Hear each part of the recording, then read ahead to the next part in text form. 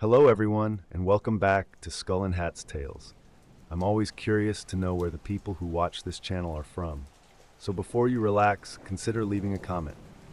Now, let's get started. The first time I heard it, I thought it was just the wind. A faint creak carried across the quiet night, followed by what sounded like a metallic scrape.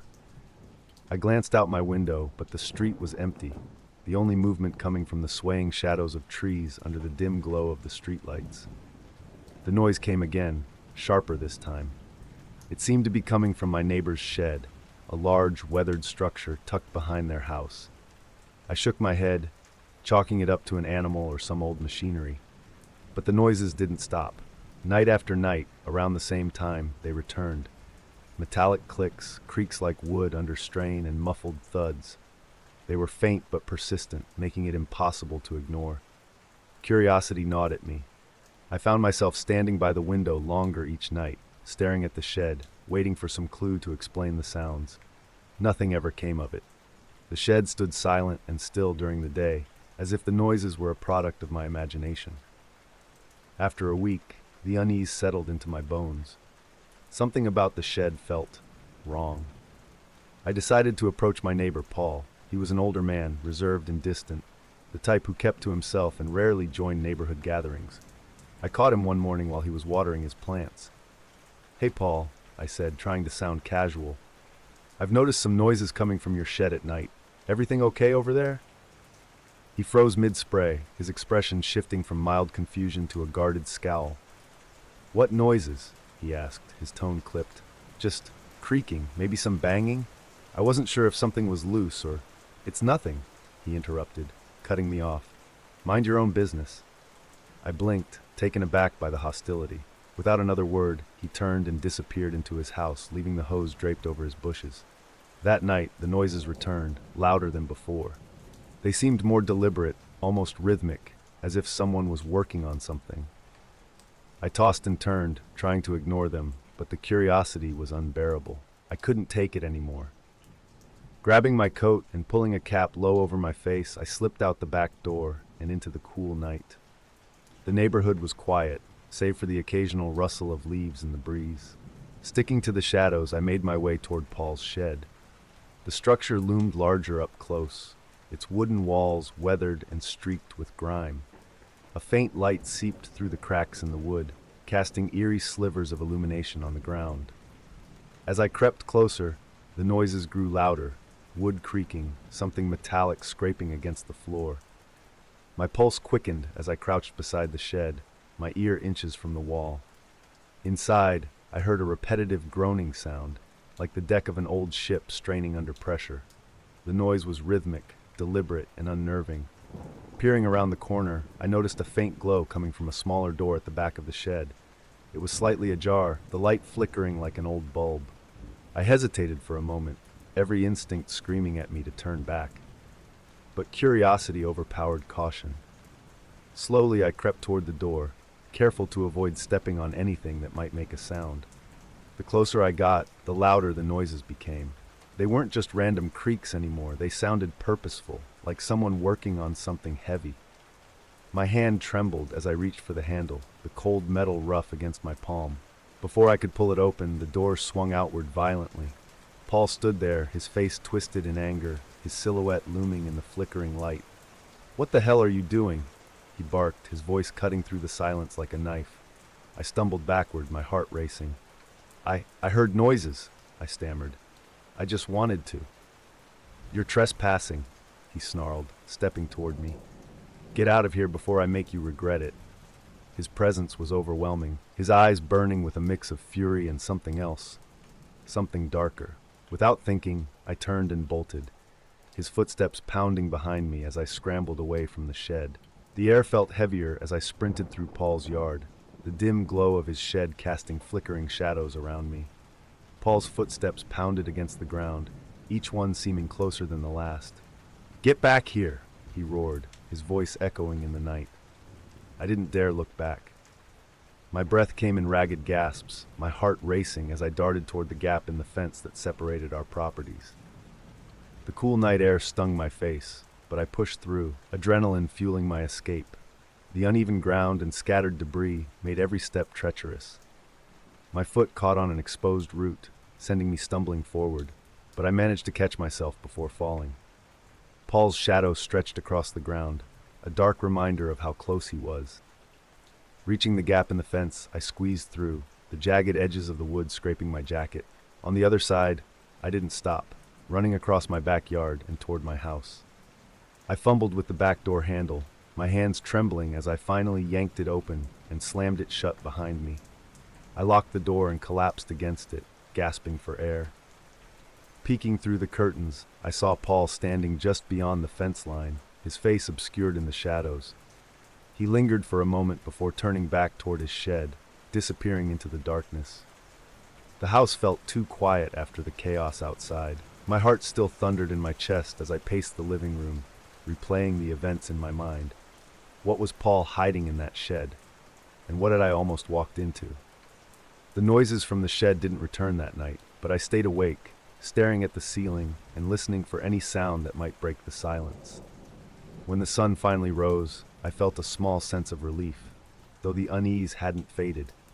Over the next few days, the shed remained quiet, almost unnaturally so. Paul avoided me entirely, his usual presence in the yard replaced by an eerie absence. The neighborhood felt different, tenser, as if something unseen was simmering just beneath the surface. A week passed, and the strange noises never returned. The shed sat silent and still, its weathered walls blending into the overgrown yard.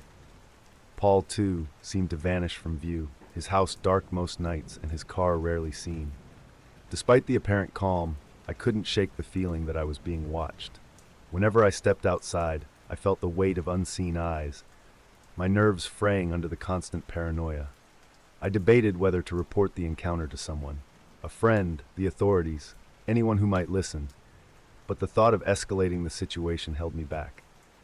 What if Paul retaliated? What if no one believed me?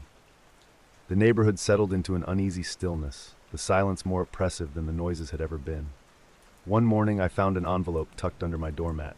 There was no address, no return label, just my name scrawled on the front in thick, hurried handwriting.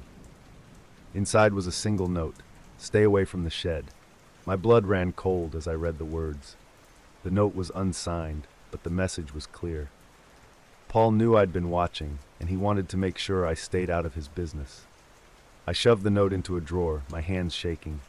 The shed remained quiet in the days that followed, but the unease lingered. Every time I glanced out the window, my eyes were drawn to the structure, its silence now more sinister than the noises ever were. What was in that small room? What had I almost uncovered? I'll never know. The noises never returned, and Paul moved out months later, leaving the shed to rot in his absence. The new owners tore it down shortly after they moved in, but by then, I'd stopped asking questions.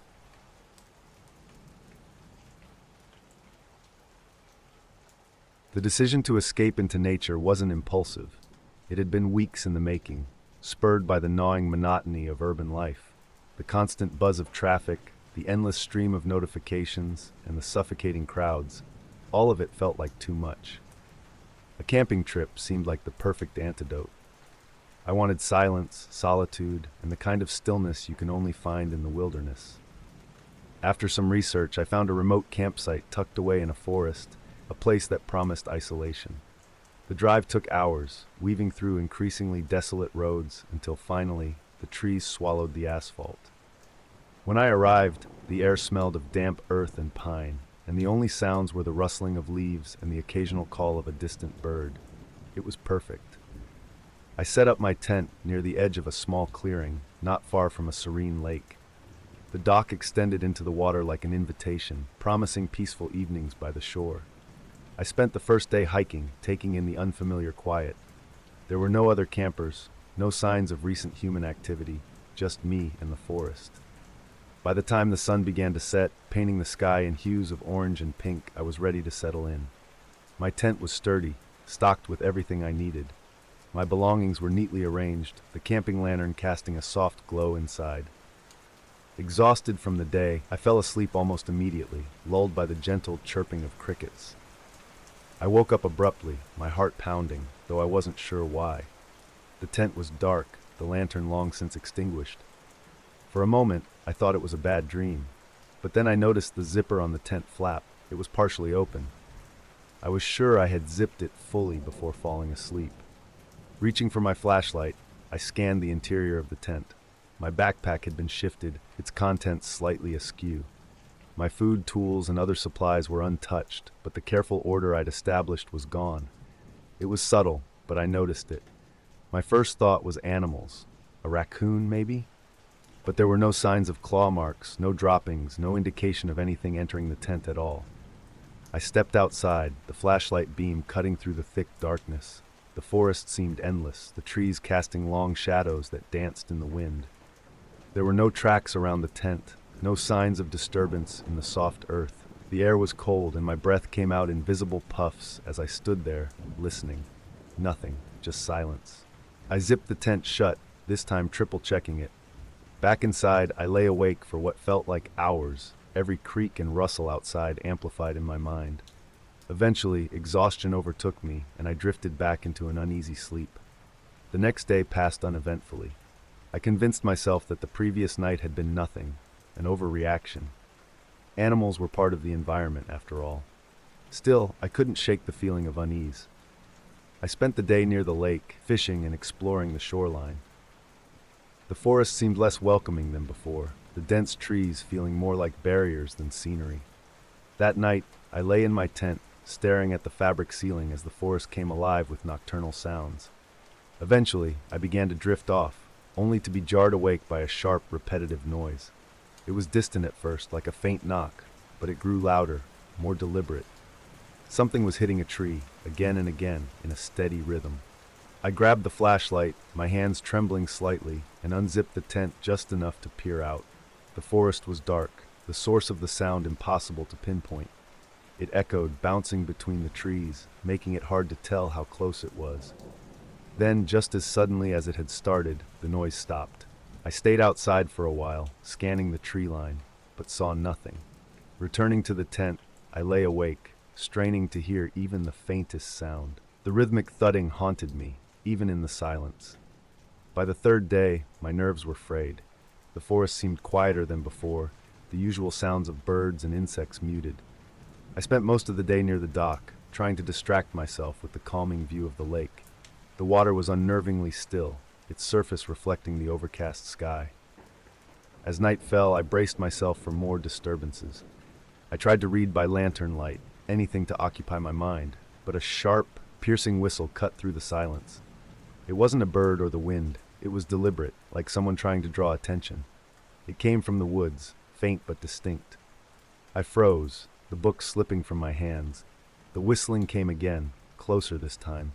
My heart raced as I turned off the lantern, plunging the tent into darkness. I listened intently, every muscle in my body taut. Then I heard it, a splash. Something had been thrown into the lake, landing near the dock. The thought of someone or something watching me was unbearable. I sat there in the dark, gripping my flashlight, waiting for the night to end. I didn't sleep at all, too afraid to close my eyes. By the fourth day, the forest had transformed from a place of retreat to a prison. The tranquility that had drawn me here now felt oppressive, its silence filled with a threatening weight. Every creak of a branch or rustle of leaves set my nerves on edge. I told myself I would leave the next morning at first light, but the thought of spending one more night here filled me with dread. That evening, I kept my flashlight close and the tent zipper slightly open for a quick escape. The night was colder than the others, the air damp and heavy. I had barely settled into my sleeping bag when I heard it, the distinct sound of footsteps. Not the erratic, aimless rustling of an animal, but slow, deliberate steps circling the tent. I froze, my breath catching in my throat. The steps were too heavy for an animal, too purposeful. They stopped for a moment, then resumed, the crunch of leaves and twigs growing louder as they approached. My pulse thundered in my ears as I grabbed the flashlight, steeling myself to peek outside. But just as I reached for the zipper, the footsteps stopped again, directly outside the tent. Summoning all my courage, I yanked the zipper open and shone the flashlight into the darkness. The beam caught a figure, tall and shadowy, moving swiftly toward the tree line. It didn't run, but walked with a strange, unsettling calmness, disappearing into the trees without a sound. I sat frozen in the tent's opening, staring at the spot where the figure had vanished. The forest was silent again, but the sense of being watched lingered. I knew I couldn't stay another night. Without hesitation, I decided to pack and leave at the first light of dawn. Dismantling my camp in the dark felt unwise, so I waited in the tent, too frightened to sleep. The hours crawled by, and every sound seemed amplified. The forest's usual nocturnal symphony had gone quiet, leaving an oppressive silence. Sometime in the middle of the night, the footsteps returned. They were slower this time, almost hesitant, as though whatever was out there knew I was listening. My flashlight was in my hand, but I couldn't bring myself to look. The steps circled the tent, pausing intermittently. Then I heard something else, a faint, rhythmic breathing, just outside the thin fabric of the tent. I gripped the flashlight tighter, every muscle in my body tense. The breathing continued, steady and deliberate, until I couldn't take it anymore. I burst out of the tent, flashlight blazing, expecting to confront whatever was out there. But there was nothing, just the empty clearing and the trees looming like silent sentinels. I stood there for a long moment, my breath coming in short gasps before retreating back inside. I stayed awake the rest of the night, gripping the flashlight like a lifeline, waiting for the first hint of dawn. As soon as the sky began to lighten, I started dismantling the camp with shaky hands. I didn't care about packing neatly, I just needed to leave. I left behind my lantern, food supplies, and even some tools, too focused on escaping to care about the loss. The forest felt alive as I trekked through it, but not in a comforting way. Branches snapped in the distance, and every so often, I thought I heard soft whistling. It came and went, faint but deliberate, seeming to follow me as I moved. I tried to ignore it, focusing on finding the trail that would lead me back to the road. At one point, I lost the path entirely. The trees pressed in on me, their gnarled branches casting twisted shadows. My flashlight flickered, its beam growing weaker, and panic set in. I stumbled over roots and rocks, my breathing ragged, until finally I spotted the trail again. The whistling grew louder as I neared the road, accompanied by faint, distant footsteps. I didn't dare look back, certain I wasn't alone. When I finally emerged from the forest, the sun was just rising, bathing the world in a pale, golden light. My car was parked where I had left it, a sight that nearly brought me to tears. I threw my gear into the back seat, not bothering to organize it, and started the engine with trembling hands. Before pulling away, I made the mistake of glancing back at the tree line. Standing there, partially obscured by the shadows, was a figure. They didn't move or make a sound, just stood there watching. I didn't wait to see if they would follow. I floored the accelerator and drove until the forest was a distant memory.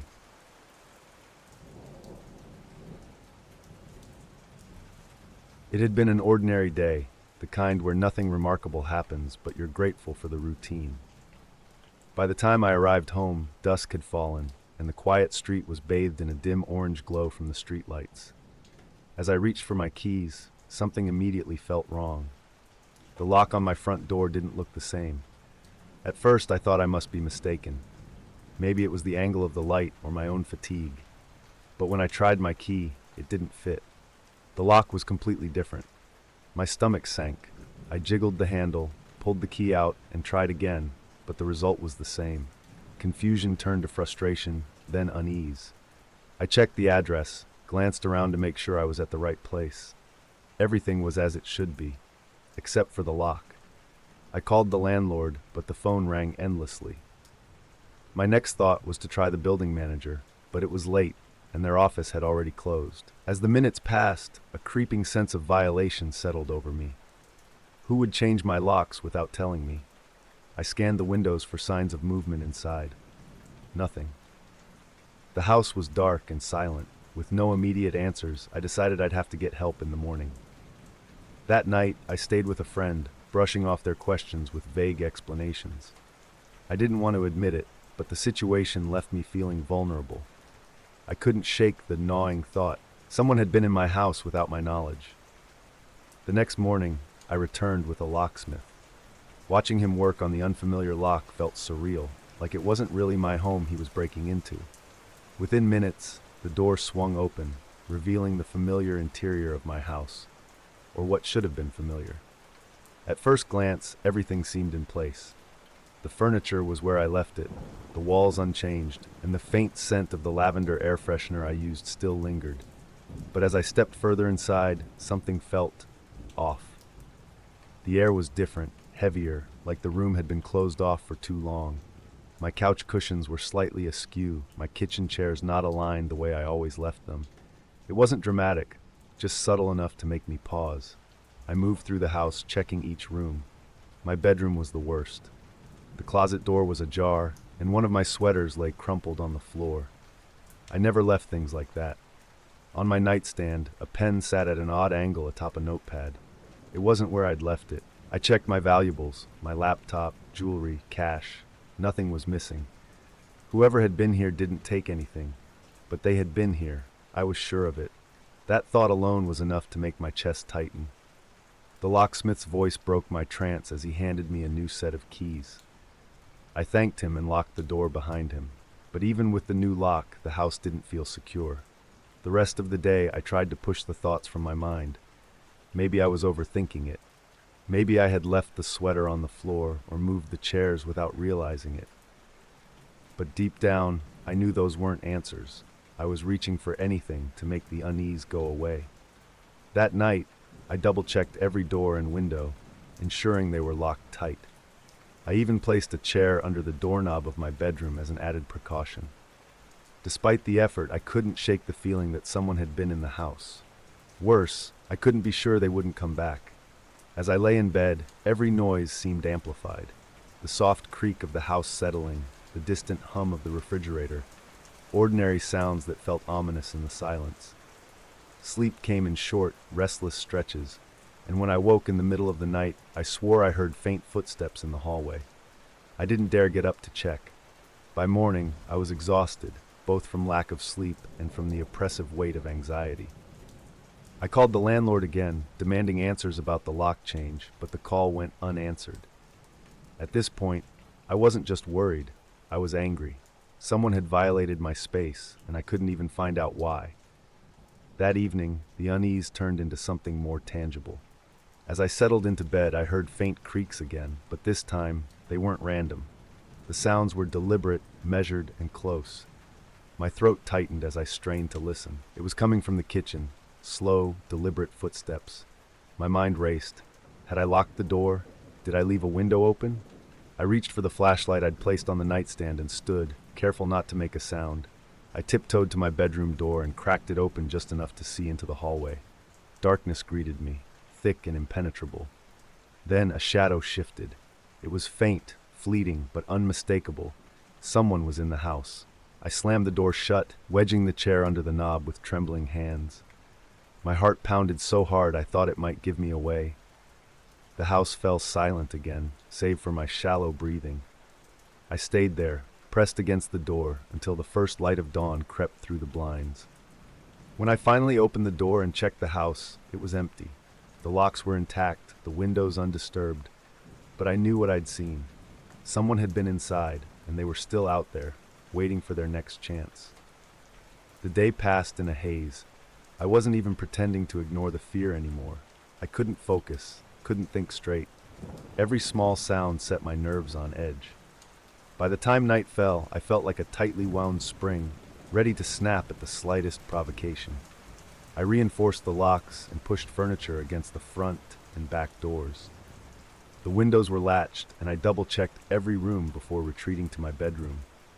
I barricaded myself in, as I had the night before, the chair wedged firmly under the doorknob. My flashlight and phone were within arm's reach. Around midnight, I heard it, a faint scraping sound at the front door. It was subtle, almost hesitant, like someone testing the lock. My chest tightened as I listened, too terrified to move. The scraping turned into a soft rattling as the doorknob jiggled. Someone was trying to get in. I grabbed my flashlight and crept toward the window, careful to avoid making noise. Peering through the curtain, I saw a figure standing on the porch. They were tall and thin, their features obscured by the shadows. They didn't knock or call out. They just stood there, motionless, before reaching for the doorknob again. The rattling grew more insistent, and panic took over. I stumbled back from the window, my breath catching in my throat. The sound stopped abruptly, and when I worked up the courage to look outside again, the porch was empty. They were gone, or so I thought. That night, I didn't sleep. I stayed in the corner of my bedroom, flashlight clutched in one hand and my phone in the other, ready to call for help at the first sign of danger. The hours dragged on, and every creak and groan of the house felt like a warning. The morning brought little comfort. I called the police, explaining everything: the changed locks, the strange noises, the figure on my porch. They sent an officer to check the house, but there was nothing to find. The locks hadn't been tampered with, and there were no footprints on the porch or signs of forced entry. They offered reassurances, but I could tell they thought I was overreacting. I tried to go about my day, but the house no longer felt like mine. Every room carried an air of intrusion, as though it had been tainted by the presence of someone else. I couldn't shake the feeling that I was being watched, even during daylight hours. That evening, I returned from running errands to find a single item out of place, a mug on the kitchen counter that I hadn't used in days. My stomach churned as I stared at it. Someone had been here again. They were coming and going as they pleased, leaving just enough behind to let me know they could. I spent the night in a motel, too afraid to stay in the house. Sleep came fitfully, haunted by images of the shadowy figure and the eerie silence of my home. By morning, I had made up my mind. I couldn't stay there anymore. The house was no longer a sanctuary, but a trap. Packing felt like admitting defeat, but I didn't care. I couldn't live there another day. I called a moving company and asked for the fastest available service. While waiting for them, I packed the essentials: clothes, important documents, and a few sentimental items. Everything else could be replaced. As I moved through the house, the feeling of being watched grew stronger. I kept glancing over my shoulder, half expecting to see the shadowy figure standing in the doorway. The creaks and groans of the house felt louder than ever, each one making me jump. By the time the movers arrived, I was a bundle of frayed nerves. It took hours to load everything, but when the last box was placed in the truck, I felt a small sense of relief. I handed over the keys to the landlord without a word and drove away without looking back. The house could keep its secrets. I wanted no part of them.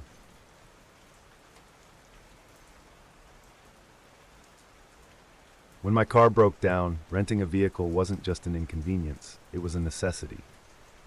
Delivery work paid the bills, and without wheels, I couldn't work. The rental agency was a small, nondescript place near the edge of town. Their selection wasn't great, but I wasn't in a position to be picky. The car they handed over was an older sedan, the kind you wouldn't think twice about on the road. Functional, not flashy. At first glance, everything seemed fine. The interior was clean enough, though a faint musty smell lingered, the kind of scent you get when a car hasn't been aired out in a while. I didn't think much of it. I gave it a once-over in the parking lot, tossing my delivery supplies into the trunk and checking the glove compartment for any paperwork. That's when I found the first odd thing: a single leather glove, left crumpled on the passenger seat. It wasn't mine, and I figured it had been left behind by the previous driver. Still, it unsettled me. I tossed it into the back seat, determined not to dwell on it. With everything ready, I set off for my first delivery, dismissing the glove as a harmless oversight by the rental agency. The first few deliveries went smoothly, but as the night wore on, I began noticing small, unsettling details about the car. It wasn't anything obvious at first, just little things that felt off. The faint scratches on the dashboard looked like someone had dug their nails into it. The upholstery in the trunk had a few stains, dark and faintly brown, as though something had spilled and been hastily cleaned.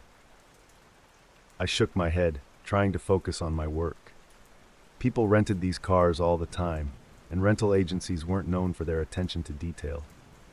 But when I pulled into a gas station to refill the tank, I noticed something that stopped me cold. Under the passenger seat, just barely visible in the dim light, was a stain, a dark, crusted blotch on the carpet. I crouched down, shining my phone's flashlight on it. It wasn't just dirt or coffee. It looked like dried blood. My stomach churned. I thought about calling the rental company, but what would I even say? "Hey, your car might have blood in it?" I doubted they'd take me seriously. While checking the seat more thoroughly, I found something else. Taped underneath the seat was a plain, sealed envelope. I tugged it loose, turning it over in my hands. It was unmarked, thick, and felt strangely heavy. My curiosity burned, but a part of me didn't want to know what was inside. I put it back where I found it, hoping that ignoring it would make the unease go away. By the time I finished my shift, I was exhausted, but the feeling of unease hadn't faded. As I drove back to the rental lot to park for the night, I caught a glimpse of a black sedan in my rearview mirror. It was nothing remarkable at first, just another car on the road. But as I made a series of turns, it stayed behind me. I thought it was coincidence until I deliberately changed my route, taking a detour through a residential area. The black sedan followed. I couldn't see the driver clearly, just a shadowy figure behind the wheel. My chest tightened as I turned onto a main road, hoping to lose them in traffic. The sedan disappeared for a while, and I told myself I'd imagined the whole thing. But as I pulled into a parking lot near the rental agency, I saw it again, parked across the street. Its headlights flashed once before the car pulled away, disappearing into the night. I sat in the rented car for a long moment, my hands gripping the steering wheel. My mind raced with questions. Was it the car they were following, or was it me? I tried to shake the paranoia as I locked up for the night, but the feeling of being watched clung to me, even after I got home. The next evening, I tried to focus on work, telling myself the previous night had been a coincidence. But deep down, I couldn't shake the tension building in my chest. As I started my deliveries, I couldn't help but glance in the rearview mirror every few minutes. By the time I finished my second delivery, my nerves were on edge, and then it happened again. The black sedan appeared, tailing me at a distance. This time, there was no mistaking it. They weren't just another driver, they were following me. I turned down side streets and alleys trying to lose them, but they stayed close, always just far enough behind to keep me in their sights. At a stoplight, the sedan pulled closer, its headlights illuminating my car's interior. My phone sat in the cup holder, but I didn't dare reach for it. The light turned green and I floored it, weaving through traffic. The sedan stayed on my tail, its high beams flashing in rhythmic bursts, like some kind of silent warning. My heart raced as I took another sharp turn, desperate to shake them. But I made a mistake. The street dead-ended in a narrow alley, and I had nowhere to go. The sedan pulled in behind me, blocking the exit. The driver's door opened, and a tall figure stepped out, their face obscured by shadows. They didn't say anything as they approached, but the weight of their presence was suffocating. They raised a hand and motioned for me to get out of the car. I froze, every instinct screaming at me to run, but there was nowhere to go. The figure didn't stop as they approached, their deliberate pace sending a cold wave of dread through me. Their silhouette seemed impossibly tall under the dim glow of a flickering streetlight. I gripped the steering wheel so tightly my knuckles ached, torn between staying inside the car and stepping out as they demanded. They reached the driver's side window and rapped on it twice with knuckles that sounded hard, like bone on glass. Then came their voice, low and commanding. Out, now. The words were calm, but the threat behind them was unmistakable. My throat felt dry, and my body refused to move for a moment. Then I saw their other hand, a glint of metal. It wasn't a weapon, but the sight of it was enough to make my decision. I slowly opened the door and stepped out, my hands raised instinctively. They didn't look at me directly, but their presence was suffocating. I couldn't see their face, only the vague outline of a hood or cap pulled low. My chest tightened as I waited for them to say something, but they didn't. Instead, they turned and walked to the passenger side of the car. Without hesitation, they opened the door and began searching. Their movements were methodical, as if they knew exactly where to look. My mind raced. Was it the envelope, the one I'd found taped under the seat? They crouched down, reaching under the seat and emerging with it in hand. The envelope. My pulse quickened as they straightened and turned toward me, holding it up like it was some kind of trophy. For a brief second, I thought they were going to speak, explain, or even threaten me, but they didn't. Without a word, they walked back to their car, got in, and drove away, leaving me standing alone in the dark. For a long moment, I stood there, rooted to the spot, staring after the taillights of the black sedan as they disappeared around the corner. My legs felt weak, and the night seemed suddenly colder. The silence of the alley pressed down on me, broken only by the faint hum of a street lamp. I climbed back into the rented car, my hands shaking as I gripped the steering wheel. The envelope. Whatever was inside it had been important enough for someone to follow me for days, enough to trap me in a dead-end alley. My mind cycled through possibilities: drugs, money, incriminating documents. I cursed myself for not opening it earlier. The bloodstains, the odd scratches, the items left behind. It all made sense now. The car hadn't just been rented to me. It had a history, a dangerous one, and I had unknowingly stumbled into someone else's mess. I drove home in a daze, checking the rearview mirror constantly. Every shadow, every car behind me felt like a threat. The relief of reaching my apartment didn't last. I barely slept that night, haunted by the image of the figure and the way they had walked away so calmly, as if they knew I was no threat. The next morning, I called the rental agency. My voice trembled as I recounted the events of the previous night. At first, they sounded concerned, apologizing profusely and promising to investigate. But as I mentioned the bloodstains in the envelope, their tone shifted to something more defensive. They claimed to have no record of any suspicious activity involving the car. When I pressed them further, they assured me it had been thoroughly cleaned and inspected before I rented it. Frustrated, I turned to the police. I explained everything: the strange items in the car, the bloodstains, the figure who had confronted me. The officer listened patiently, but seemed skeptical. They took a report and said they'd follow up with the rental company, but their reassurances felt hollow. By the afternoon, I received a call from the rental agency offering me a replacement vehicle. I declined. There was no way I was getting behind the wheel of one of their cars again. Whatever had happened, it wasn't over for them, but I wanted nothing more to do with it.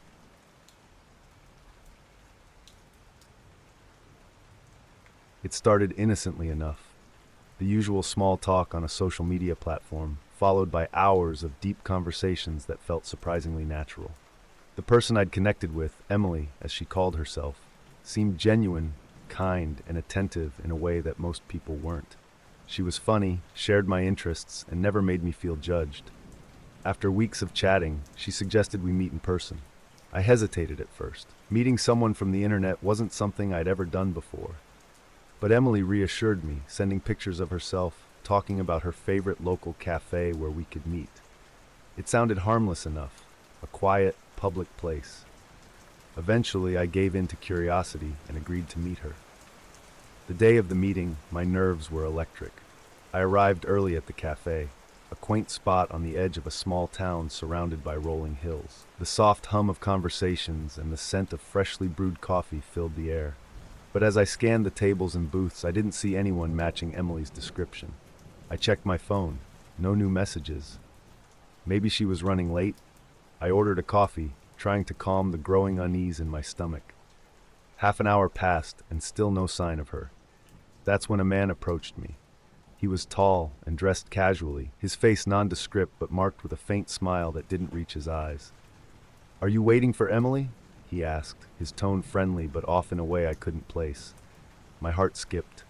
"Yes," I replied cautiously. "Do you know her?"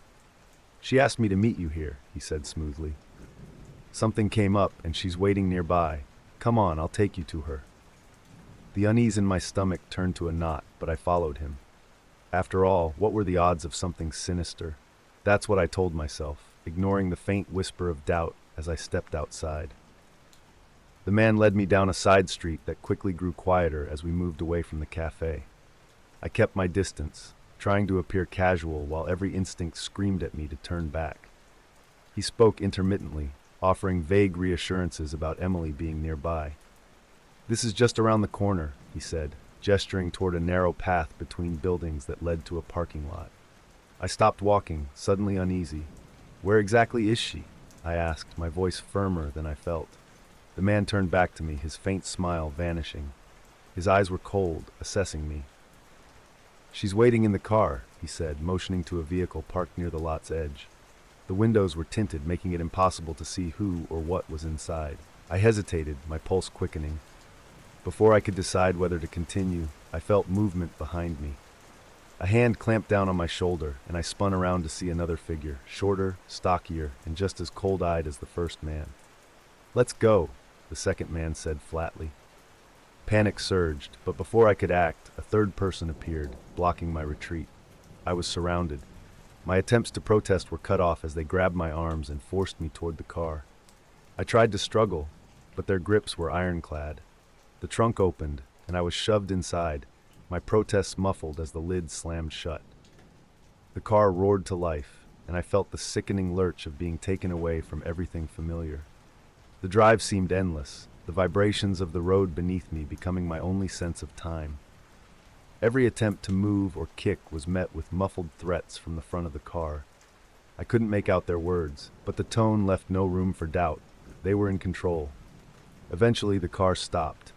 The trunk opened, and the cold night air rushed in. I blinked against the sudden brightness of a flashlight aimed directly at my face. Rough hands pulled me out, my legs shaky and unsteady. The cabin loomed ahead, its silhouette barely visible against the dark forest. It was small and dilapidated, the kind of place that screamed isolation. My mind raced with possibilities, none of them good. They dragged me inside and tied me to a chair in the center of the single room. The walls were bare wood, the only furniture a small table cluttered with unidentifiable tools. A single bulb hung from the ceiling, casting harsh shadows that made the room feel even smaller. The group, now 4 in total, stood around me. Their faces were partially obscured by scarves or hats, but their eyes betrayed no emotion. One of them, the tallest, stepped forward. "Who are you working for?" he asked. "What?" I stammered, my voice trembling. "I don't know what you're talking about." The tallest man's gaze hardened. "Don't play dumb. Where is he?" "I don't know anyone. Please, you've got the wrong person," I pleaded, my voice cracking. The others exchanged glances. One of them, a wiry man with a sharp voice, spoke up. "If you won't talk now, you'll talk later." I felt my throat tighten as they began discussing what to do next. My protests fell on deaf ears. The questioning continued late into the night, the group growing increasingly frustrated with my denials. They bombarded me with questions about someone I had never met, mentioning a name that meant nothing to me. Each time I pleaded ignorance, their agitation grew. "Where did you meet him?" one of them demanded, their voice sharp. "I don't know who that is," I yelled, my voice breaking. "I'm just here to meet someone from online. You've got the wrong person." The tall man slammed his fist on the table, making me flinch. "Don't lie to us. We know you've been in contact. Tell us what you know, or this will get worse for you." One of them pulled out a small toolbox and began setting out items on the table. Pliers, a hammer, other tools I didn't want to imagine being used. My breath came in shallow gasps as I struggled against the ropes binding me. "This doesn't have to be difficult," one of them said, leaning close enough that I could see the cold determination in their eyes. "Just tell us what we need to know." "I don't know anything," I cried, tears streaming down my face. "Please, I swear, I don't know what you're talking about." They ignored me, continuing their relentless barrage of questions. My mind raced, trying to piece together how I had ended up here, but no answers came. All I could do was pray that something, anything, would convince them to let me go. The hours blurred together, my mind teetering between exhaustion and terror. My captors took turns questioning me, their voices blending into a relentless, cold monotone. They wanted information I didn't have, a name, a meeting place, something that would tie me to their mysterious target. The tall man stepped forward again, his frustration palpable. "If you're not going to talk, we'll make you talk," he said, gesturing to the table of tools. My chest tightened as one of them picked up a pair of pliers, holding them up to the dim light as if inspecting them. "No," I yelled, the panic in my voice undeniable. "Please, I swear to you, I don't know anything. You've got the wrong person. I'm not who you think I am." They didn't respond, their silence more menacing than words. The wiry one approached with deliberate slowness, the pliers in hand.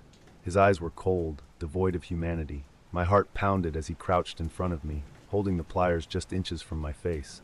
"Last chance," he said, his voice a whisper. "Talk, or we'll see how much it takes to jog your memory." Tears streamed down my face as I pleaded, my words tumbling over each other. "I'm telling the truth. I don't know anything. Please, just let me go.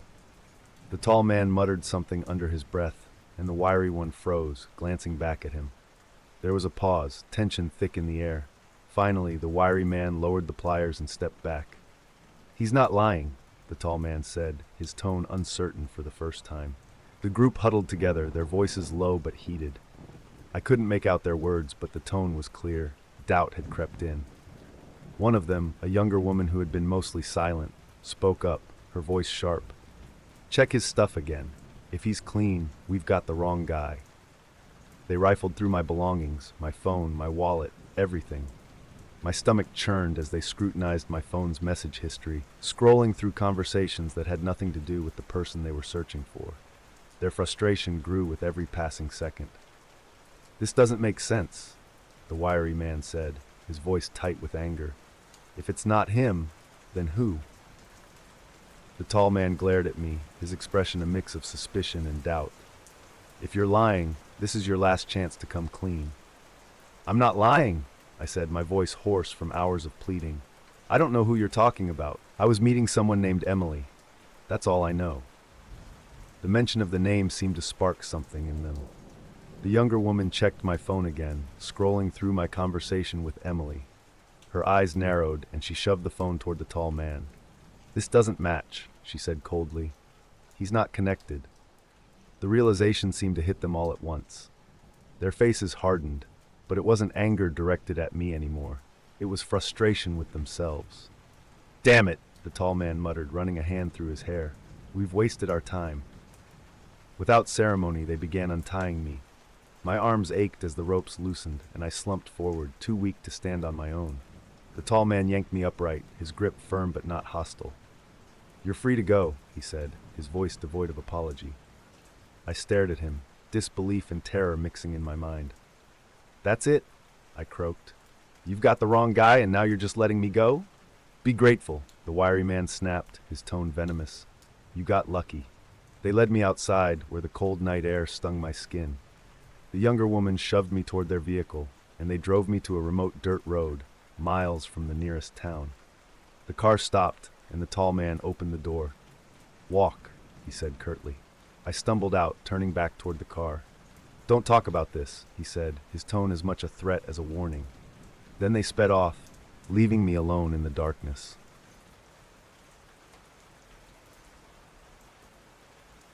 It started like any other routine home repair. The heating system had been acting up for weeks, and the chill of early winter made it unbearable to ignore any longer. After a quick search online, I found a local technician with glowing reviews. The website was polished, professional, and reassuring, filled with testimonials about prompt service and friendly demeanor. When I called, the technician, a man named Carl, answered immediately.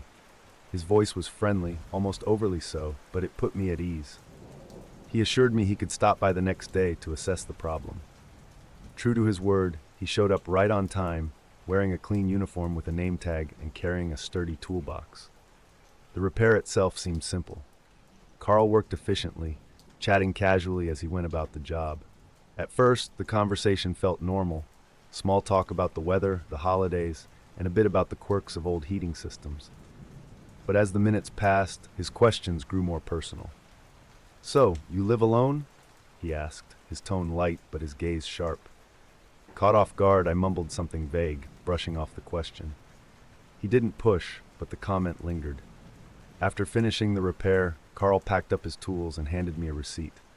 If you need anything else, don't hesitate to call, he said with a smile that seemed a touch too familiar. I shrugged off the odd feeling. The heating was fixed, and that was all that mattered. At least, that's what I told myself. 3 days later, my phone buzzed with an unexpected call. It was Carl. Hi there, he said cheerfully. I just wanted to check in and see how the system's holding up. Sometimes with these older models, issues can resurface. The call was odd, but I appreciated the gesture. Everything seems fine, I replied, keeping my tone neutral. Well, if it's all right with you, I'd like to stop by and do a quick follow-up, just to make sure everything's working as it should. His insistence caught me off guard, but I agreed, thinking it was better to be safe than sorry. When Carl arrived, he seemed even friendlier than before, almost overly familiar. He wandered through the house, muttering about potential weak spots in the system. At one point, he paused in the hallway, studying a framed photo on the wall. "Nice picture," he commented, lingering just a bit too long. The visit stretched on far longer than it should have. By the time he left, I felt a distinct sense of relief. Something about his presence felt intrusive, like he wasn't just there for the repair. A few days later, Carl called again. This time, his tone was more casual, almost conversational. "I was in the area and thought I'd swing by to check on that heating system again," he said. I hesitated, my unease growing. "It's been working fine," I said, trying to discourage him. But Carl insisted, citing the importance of preventative maintenance. Reluctantly, I agreed. When he arrived, he seemed to linger more than before, finding excuses to move around the house. He asked questions that felt too personal. My work schedule, my hobbies, even how often I was home during the day. "You've got a cozy setup here," he remarked, peering into the living room uninvited. I started to feel trapped in my own home.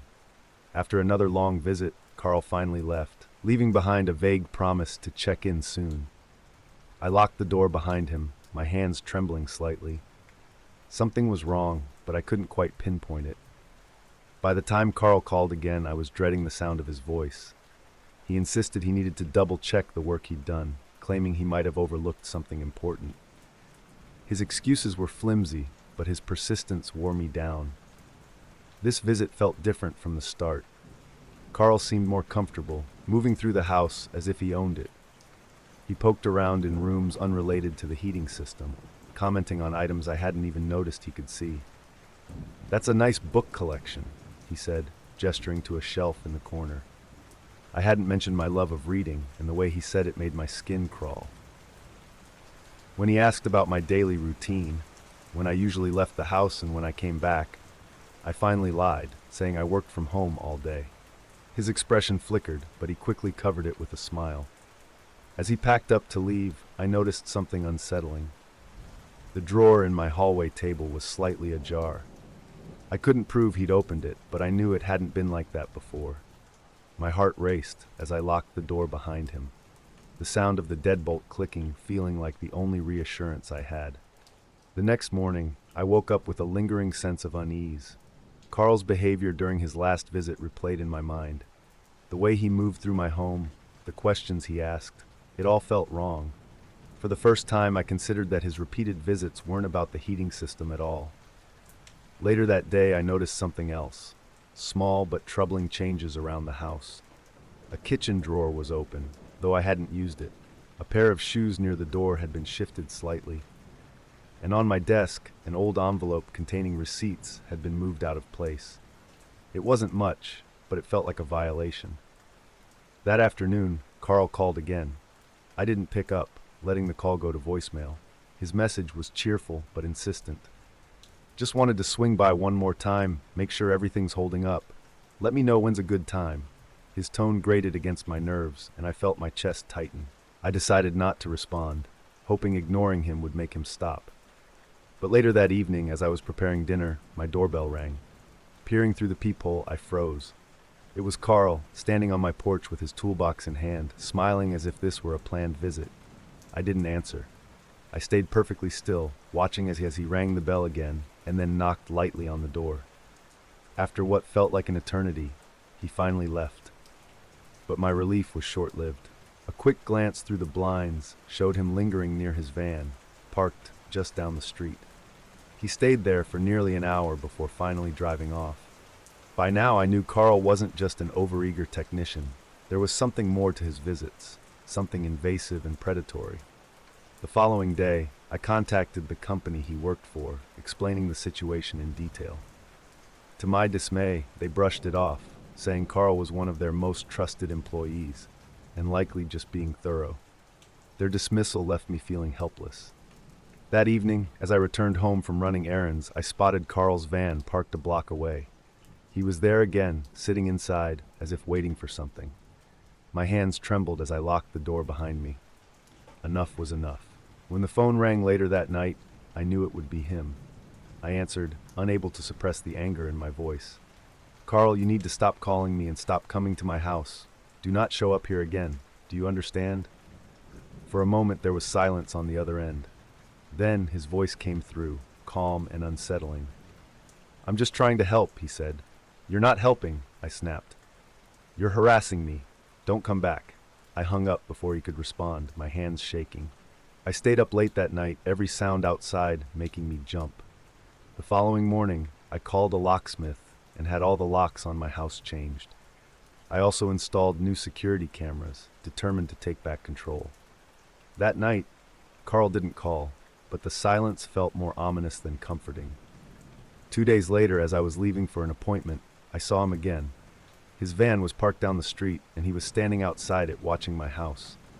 My stomach dropped. Gathering every ounce of courage I had, I walked directly toward him, my heart pounding with every step. "What do you want?" I demanded, keeping my voice firm. "I told you to stop coming here." Carl's expression remained calm, his head tilting slightly as he regarded me. "I just wanted to check in," he said, his voice even, almost too casual. "I thought you might need something else fixed." "I don't," I said, my voice rising. "This is harassment. If I see you here again, I'm calling the police." For the first time, his mask of friendliness cracked. His eyes darkened, and he stepped back toward his van. "Fine," he said flatly. Without another word, he climbed into the driver's seat and drove off, his tires kicking up gravel as he disappeared down the street. Carl never returned after that.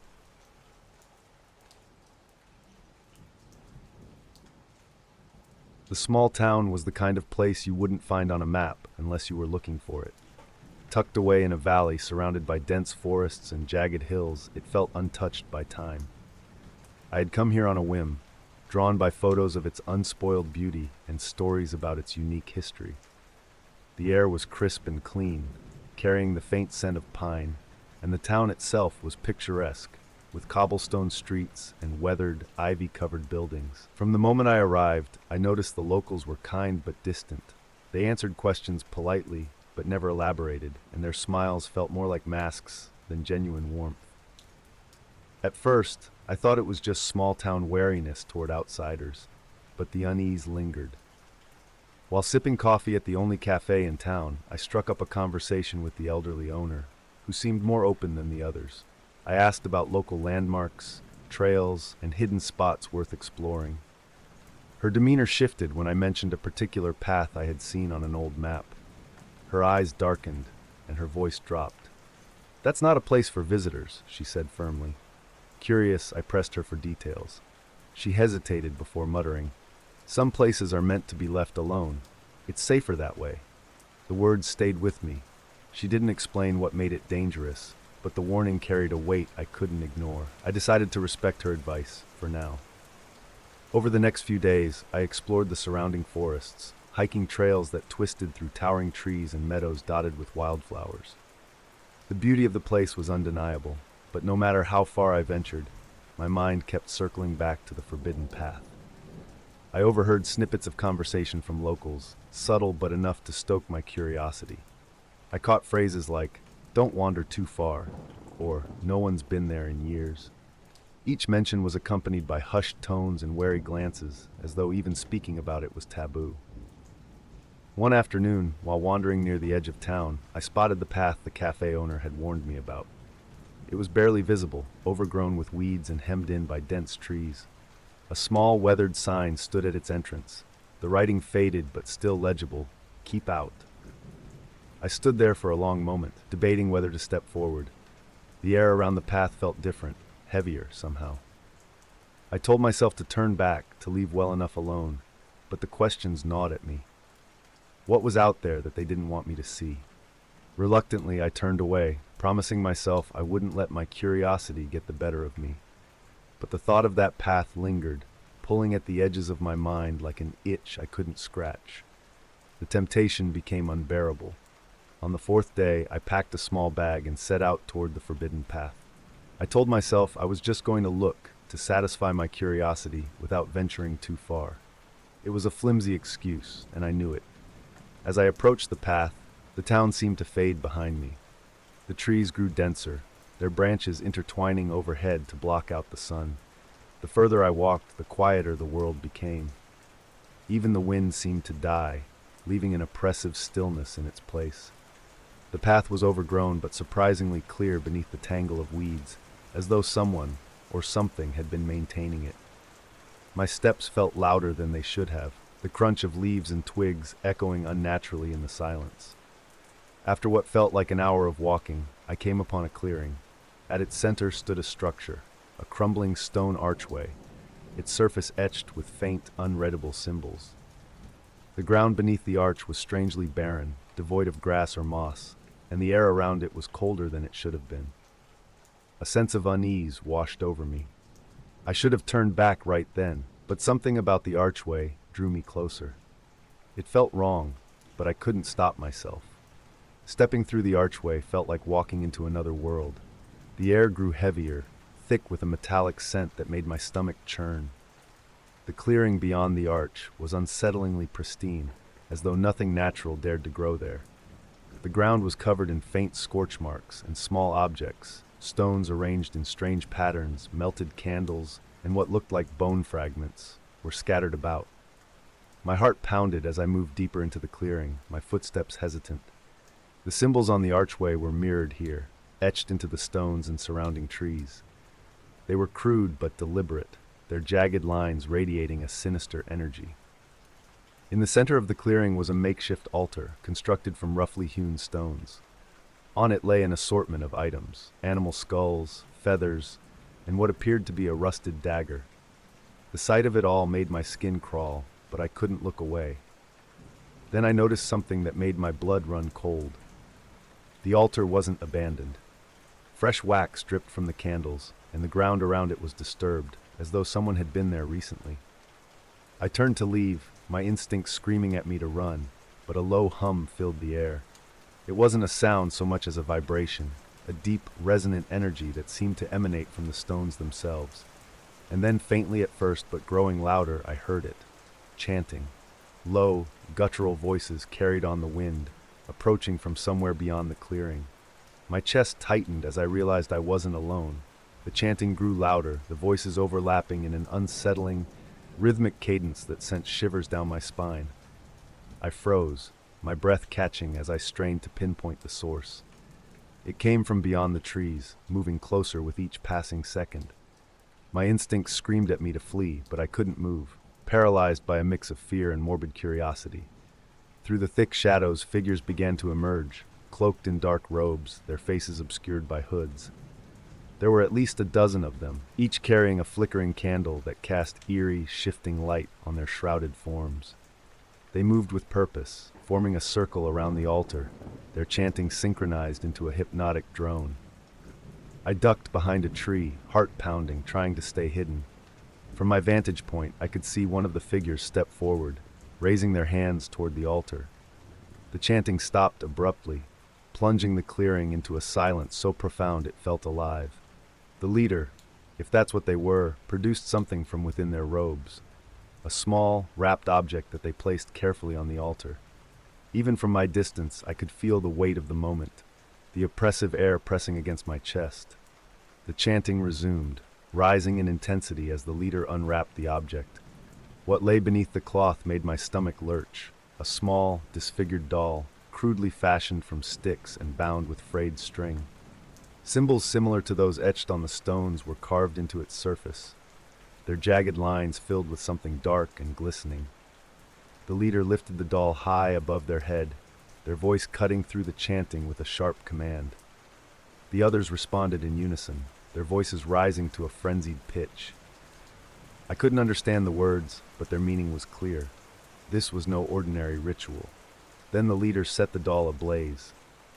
The flames roared to life, unnatural in their intensity, casting grotesque shadows across the clearing. The other figures dropped to their knees, bowing before the altar. I stared, transfixed, unable to look away from the burning figure as its flames twisted and writhed like living things. A branch snapped underfoot, the sound impossibly loud in the heavy stillness. My heart stopped as every hooded head turned in unison, their faces still hidden, but their attention now fully focused on me. The chanting ceased, replaced by a suffocating silence that felt worse than the noise. For a moment, no one moved. Then, as if following an unspoken command, the figures nearest to me began to advance. Their movements were slow but deliberate, like predators closing in on trapped prey. My legs finally obeyed, and I turned to run. Branches clawed at my face and arms as I crashed through the undergrowth, my pulse thundering in my ears. The figures moved behind me, their pursuit eerily silent except for the occasional crunch of leaves and twigs. I didn't dare look back, the primal fear of what I might see driving me forward. The oppressive energy of the clearing seemed to cling to me, slowing my movements as if the forest itself conspired against my escape. My lungs burned, my breaths coming in ragged gasps as I pushed myself to keep going. Suddenly, the ground beneath me gave way. I tumbled down a steep embankment, landing hard on my side. Pain shot through my ribs, but I scrambled to my feet, desperate to keep moving. When I finally dared to glance back, the figures were gone. The forest was empty, but the silence felt alive, as if they were still watching, waiting.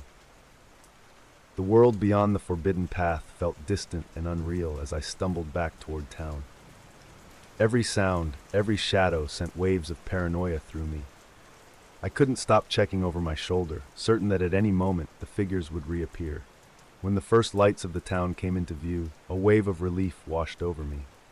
I slowed my pace, clutching my side where the fall had left a dull ache. The familiar cobblestone streets felt alien now, the quaint charm of the town overshadowed by the memory of what I'd seen. I didn't dare tell anyone what had happened. The locals had warned me, and I had ignored them. If I admitted what I'd done, would they scold me? Or worse, would they already know? That night, I stayed locked in my room at the inn, every creak and groan of the old building setting my nerves on edge.